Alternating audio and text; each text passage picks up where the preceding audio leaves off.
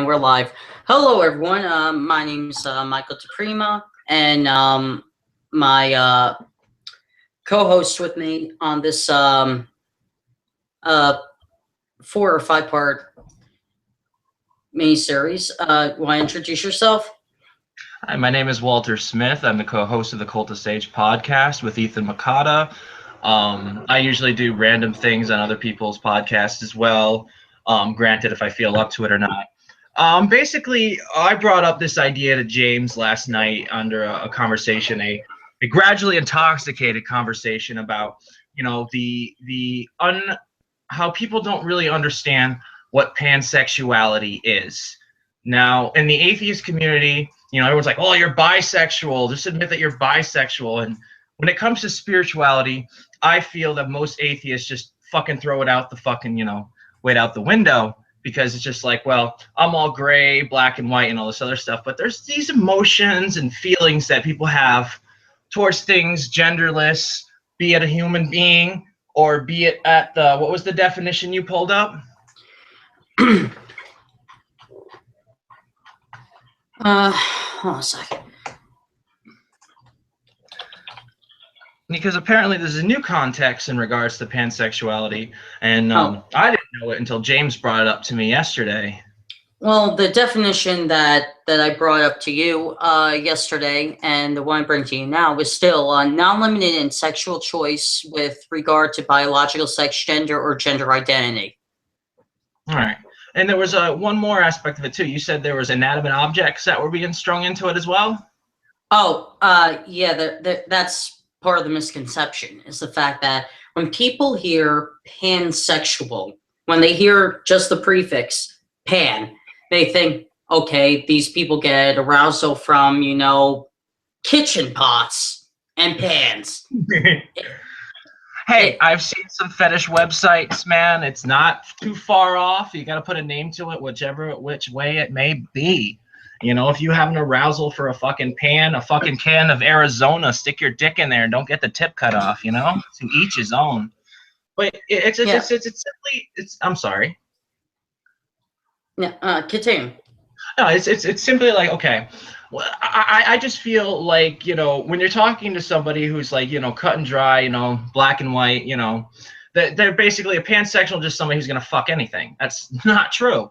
That's not fucking true. You can have a fucking 10 smoking ass fucking body and fucking cutest fucking legs and blonde, red hair, whatever you are. I still want to fuck you, whether you got your shitty personality or just there's some scent or something about you that just fucking repulses me. But yet you could take the same person, fucking 300-pound fucking woman, man, fucking a mannequin. You could fuck a mannequin now. It's legal, except in Michigan. Oral sex is now illegal in Michigan for some fucking reason. And you look at these things and you're like, well, why am I sexually attracted to this thing, but I'm not sexually attracted to this thing, whereas 9/10 people are going to be sexually attracted to this, whereas I'm sexually attracted to that. And that's where I think pansexuality comes strong as, because it underlines the focal point of regards of what and who we are as an individual and as a person. Am I making good points? Yeah, you're making a lot of good points. And one of the things is, exactly what you said. Considering that pansexuality is one of the rare sexualities where pan, which is literally means many. True, there's that misconception that just because there's pansexuals, that means they'll sleep with anyone or anybody just because of their sexuality. And like you said, that is not true. Not true at all. And in fact, it's like, most people, now this is my own personal theory on it, and I don't know its fact, but I've spoken to a lot of my friends and everything like that, and there's a good portion of my friends who are in general like asexual, which means they have pretty much sex. But they masturbate. They do masturbate. Asexuals do masturbate, but it's not particularly to something that we would arouse. It's more of an addiction to the feeling of release, I think. More or less. And I found in my own theories that most asexuals become pansexuals. Interesting. From my personal perspective, though, I mean, everyone's asexual up to a certain point. But from my experience, I am not a virgin, so that means I'm not asexual, and You could still be virgins, be asexual. There are asexual couples. So just because you've had sex before doesn't mean you like to have sex, I would assume. true. Yeah, that's true. I mean, some relationships people are just bad at it, so they don't have it. They But don't know how to use their tongue in the proper 360 counterclockwise motion. Their dick is about, what, 5 inches too small when they're born, you know? So, but no, it's like I can go on a whole different tangent, but I want to keep it kosher. I almost threw a fucking transgender joke out there, but I remember this isn't the cult of sage. yeah. Um, but yeah, I will say though that I think a lot of pansexuals though are just as repressed as gays, lesbians, bisexual people, transgender people. I would say we were just as oppressed before we came out, or we didn't even know what our sexuality was before we found other things that made us more excited than the thing that we thought made us excited before. Right. And um, I think that's the key point that we're also going to try to focus on. It is that because pansexuality is such a unique sexual orientation to have compared to gay, lesbian, bisexual, so on and so forth. It is such a unique sexual orientation. It also has a interesting history to that as well. And I think anyway. But why don't you go on effect of some of the history in regards to the things that you can strum up off the top of your head, for instance? Yeah. Good point. For instance, pansexuality, in the context that we have it in historical form, the first wave of it really goes back to the Greeks, the ancient Greeks, and they were a society where sex was more of a pastime, like how we view baseball, and it was more of a club society that experienced in different types of different types of sexual acts, Bathhouses, etc. Yeah, exactly. And Pompeii is a perfect example of where these clubs would meet. These were early swinger clubs. But then years later down the road in the 20th century, Sigmund Freud, who is regarded as one of the best psychiatrists of world history, not only U.S. history but world history as well. He figured out that pansexuality is this sexual orientation that has a mentality that people are attracted to more than one gender or sexual orientation, so on and so forth. And he found out that because he himself was pansexual. He found that out early on in life, before he figured out what it was. And that's some of the brief history behind it, but there's elaborate. There's a more elongated, elaborate history in regards to this pansexual. And also, one of the things that which in talking about the subject, a few people came out, and in future episodes of this, we're going to have in people who are furries to explain their sexuality, people who are halflings. Now, it's really hard to understand what a halfling is. You know, you got these people that they believe that they're otherkins, I think they call it. You know, they're all strung up to the same category because they're sexually aroused by certain genres. And I'm not exactly 100% sure in how to educately speak for these people. So I've went out in the back, and we have somebody in a future episode that will come in, and they're furry, and they'll talk about how they sexually explore. And then we also have somebody who's sexually attracted to hula hoops and why they find that so arousing, and so on and so forth. But like this right here is just like a basic premise and what we're going to discuss. And to see if like people are more or less interested in hearing the topics, because it's just something that's just been thrown out of the bus. You know, in the atheist communities, you got bisexuals, you got, you know, the LGBT community, but, you know, everybody's focused on transgenders, everyone's focused on bisexuality. And there's a category, and it's either, well, is pansexuality a real fucking thing? I think it is. Well, it is. That's the point. That their pansexuality is a real sexuality. It's a real sexual orientation.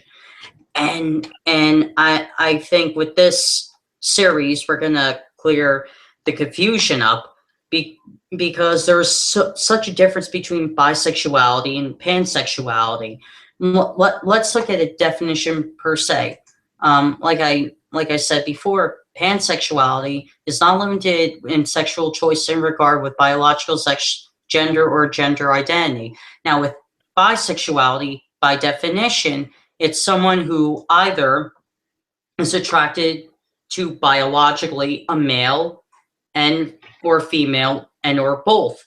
And instead of transgender or gender fluid, but that doesn't mean bisexuals don't date transgender or gender fluid people. But we're looking at the definitions as of now. But bisexuality and pansexuality in reality as well are completely different. There's a different brain chemistry as well regarding bisexual people and pansexual people. There's a complete different brain chemistry as well. Do you yourself have any personal stories of how you're pansexual, are you not? How did you come into your own in regards to being complacent with that sexual hurt? Okay. And so we're just gonna take the helm here for a second, like James takes a moment, and he's back. So like I was asking before, you yourself are pansexual, and I'm curious, there's a story how you came to your own in that complacent feeling of your sexuality? Yeah. It starts like this. It was last year really when I came out as pansexual. How I kind of had an enlightening moment. Last year, I started taking up Buddhist meditation as something to, relax me. Right. And so I think it was a couple of months in, and I started to doing it on occasion because I literally made myself tired every time I did meditation. Don't ask me how I managed to do that. There's people who sit there in a circle with candles all around them and jerk themselves up to the high heavens to get it released. You do what you gotta do. But while I was doing Buddhist meditation, I kind of had a memory flashback, an epiphany. And I realized when I was in second grade, I had a crush on one of the guys who was in my class. And I didn't think it was a crush at the time, but then I thought last year, I was staring at this kid whenever I had the chance. And that kind of was a sign. And then I thought about the time when a friend of mine and myself were just hanging out when I lived in the apartment building in Palo Alto. And we were, as guys do, we did that whole, test of see if you're not gay and all that. And when he said naked guys, I felt it started to go up, and I tried to hold it back. And I thought last year, okay, that's even more convincing. And then, of course, men and women, let's face it, we all watch porn every now and then, maybe not consistently, but every now and then. But to quote my little brother earlier today, he said, "There's nothing better than Pornhub and cookies." But then I started looking up gay porn to really confirm these feelings, and I found out then I'm not only interested in women, I'm interested in men and transgender people and gender fluid people, and I realized was my outcome. Oh yeah, I am pansexual. That was my enlightenment moment. That's when I came to realize it. Awesome. That makes a lot of sense. You know, it's just like, you know, it's everything is coming together on your own. And like, so right now, are you more pursuing a more romantic relationship with a male or female? Like, what's your flavor at this moment? Look, I don't care at this point. Like, look, if I go to a bar around here and a guy hits on me and things go right, I'll be in a relationship with the guy. If Whoa, a whoa, whoa, woman, whoa. Why do you have to go right into the fucking relationship part? Why can't you just fucking just have a good time? Is it there has to be something more emotionally invested for you to be aroused, or do you have to have that spiritual connection with somebody for there to be a sexual reaction? good question. With me though, I'm I hate to do this. I hate going into the astrological type of thing, but Go right ahead. as a Pisces, I'm very and it's true. I'm a hopeless romantic, and there has to be like this, like you said, like a spiritual connection, like soulmate Right, type of feeling before I could do anything sexually in a relationship. right. That's just me because I'm just that hopeless romantic. I'm looking for that affection. Um, Has there ever been a moment where you're sitting there and you're at the bar, like you sit there and you see somebody, you got that right level of intoxication, man or woman, and your fucking thing just goes flablong, straight up, just straight up eye contact, you just want to fuck. Once or twice that happened. Right on. Uh, Let me ask you, how did you come to your realization? When I came to my realization, it was more or less coming of I was a younger person at the time. I was more or less coming out of I want to call it a happy home or whatever you want to call it. It was a halfway house for 2.5 years. So for about 3 years, I was locked up with drug addicted and chemically ill schizophrenics and people who sit there and bite their own fucking fingers. But when I finally got out of that situation, because it was just something that I had to go through at the time, when I finally got out of the situation and I was amongst my own, there was a come together of a few people. I was hanging out at a friend's house. We were all getting drunk and stoned, and a girl I liked and her boyfriend, they both wanted to hang out and, you know, come to go to their place. Like, hey, well, let's go to our place and, you know, we'll fucking drink some vodka and everything. And I went in the room and we all hung out and we drank and it started like a spinning the bottle thing, like kissing each other and everything like that. And unfortunately, my story is not full of optimism, but that is when I realized that my sexual drive is more or less akin to different variable scenarios and whatnot.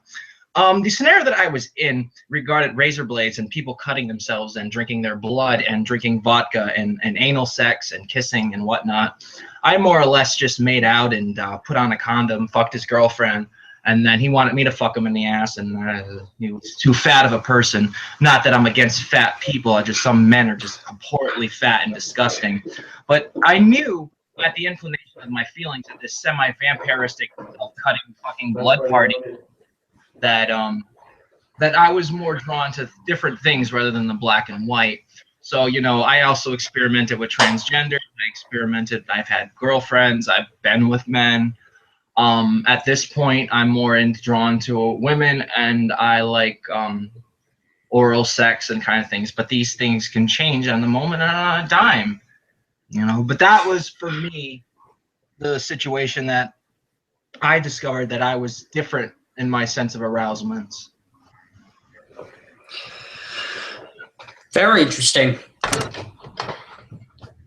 Yeah, people are interesting when they have a little bit of too much to drink and all they want to listen to is ICP and what's that other band that the kids are all into at that time?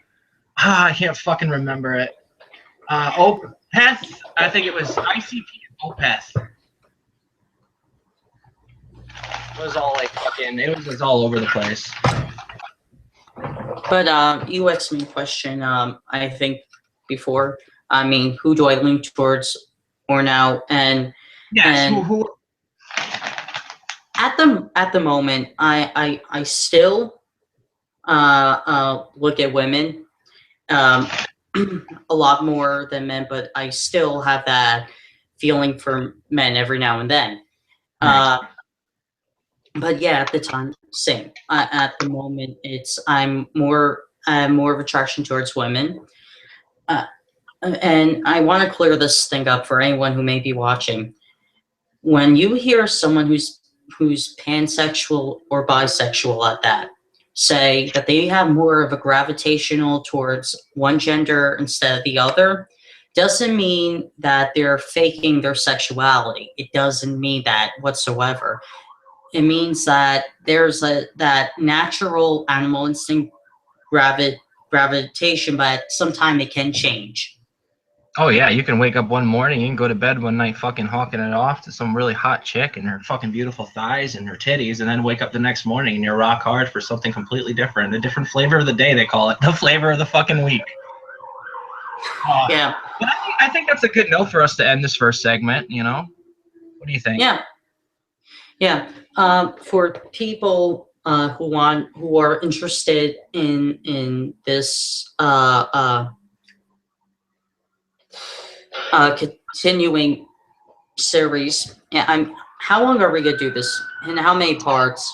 I'm thinking like, you know, maybe 2 or 3 or 4 parts, and I mean, maybe if it gets like any steam or anything out that, we can break it off into like its own subculture. Like, you know, we can even have like the furry introspective where we have people that came in and they explain what they are, and like find other people with different form of arousements and have them come in and explain, okay, well, I'm sexually attracted to this empty fucking can of cream soda. Well, why are you fucking sexually attracted to this empty can of cream soda? Not going to make fun of you, but I would like to better understand you, kind of things. Yeah. So if we do this in 3 or 4 parts, even if we could squeeze into 5, if we want to do that much, you can do as many as you feel.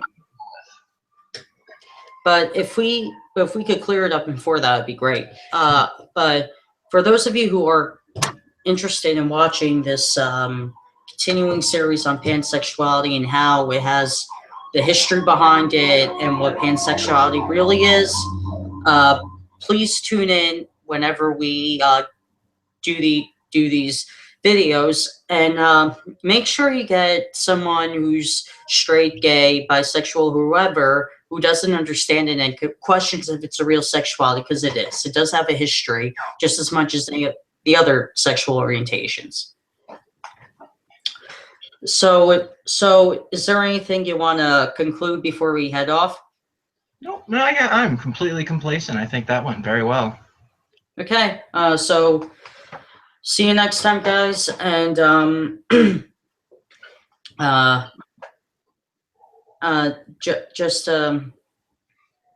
want to do one more thing. The plug on my channel on YouTube is Michael DePrima, and I do random videos all the time. I do more political videos than anything. But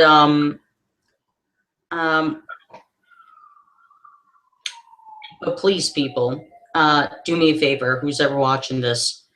Instead of listening to the establishment media telling you what they consider the truth, find out the truth for yourself, because it's out there, and it isn't pretty.